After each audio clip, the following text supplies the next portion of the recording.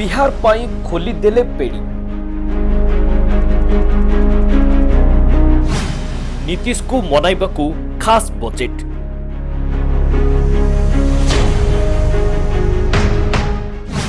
निर्वाचन थिबारु मोदी को फोकस रे बिहार। नीतीश कुमार जे कि पलटूराम नारे बेस परिचित आउ तांको सुविधा पाई केतेबेले भी पलटी मारती। विशेषकर निर्वाचन पूर्व से दल बदलाई थांती। ठीक सेपरी बिहार निर्वाचन पाई आउ किछि दिन बाकी अछि। चर्चा जोर धरिछि जे एनडीए मेंटो छाड़ी इंडिया मेंटो रे शामिल हेबे बोली एही समय रे तांकु खुशी करिबा पाई लागि पड़िछंती मोदी। सेथि पाई बजेट रे बिहार को बेसी फोकस दिया जायछि, जहाकु नै जातीय राजनीति ठो आरंभ करी राज्य राजनीति रे चर्चा बढ़िछि। हां आज्ञा, संसद रे उपस्थापन होईछि केंद्र बजेट 2025-26। अर्थमंत्री निर्मला सीतारमण अष्टम थर पाई संसद रे बजेट उपस्थापन करिसंती। एथरो तांको बजेट रे बिहार पाई पेड़ी खोली दैछंती।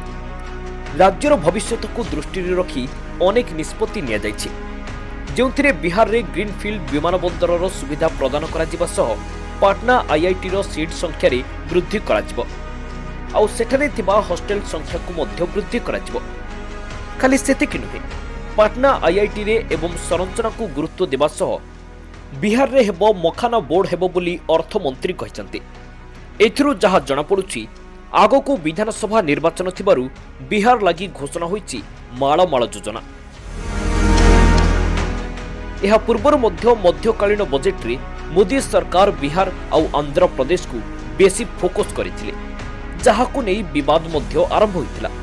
खास करी नीतीश एवं चंद्रबाबू नायडू को खुशी करबाकू केंद्र सरकार एपरि करुथिबा विरोधी अभियोग करिथिले। आउ एबे पूर्ण बजेट रे नीतीश को मनाइबा पाई प्रयास करिसंती मोदी, कारण नीतीश पलटि गले बीजेपी पाई बड़ क्षति हेबो।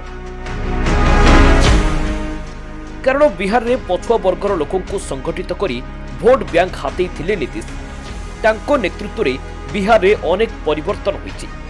से मध्य एते दिन धरी मुख्यमंत्री असंती आउ बिहार को उच्चरे पहुंचाबा पाई से अनेक काम करिसंती।